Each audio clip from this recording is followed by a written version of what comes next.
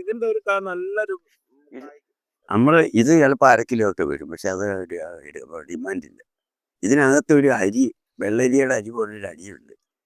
ഈ അരി ആയിക്കഴിഞ്ഞാൽ ഇത് കടിക്കുമ്പോൾ ഒരു അരി, നമ്മൾ ഈ വെള്ളരിയുടെ അരി കടിക്കുന്ന പോലെ. ഇത് അതേസമയം ഇത് അരി ആകുന്നതിന് മുമ്പ് ഞാനിത് ഒരെണ്ണം എടുത്ത് മുറിക്കുകയാണ്.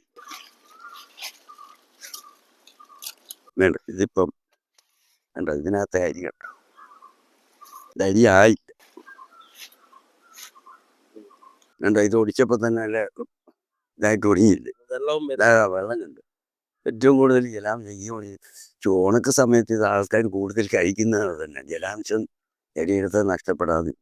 അല്ല, ഇപ്പൊ ഉണക്കാലം നമുക്ക് തണ്ണിമത്തൻ കൃഷിയുണ്ടല്ലോ, അതും ഇതുപോലെ നോക്കിക്കഴിഞ്ഞാൽ അതിൽ ലാഭകരം ഇതാണ്. ലാഭകരം, തണ്ണിമത്തനും ലാഭകരമാണ്. നമുക്കിതെല്ലാം കൂടെ കുറിച്ച് പോകാൻ പറ്റുന്നത്. അതുപോലെ ഈ തണ്ണിമത്തൻ്റെ കിരൺ എന്ന് പറഞ്ഞൊരു വെറൈറ്റി ഉണ്ട്. അതിൻ്റെ സീഡ് കിട്ടാൻ ഞാൻ പലയിടത്തും തിരക്കി, പക്ഷെ ഇതുവരെ കിട്ടിയില്ല.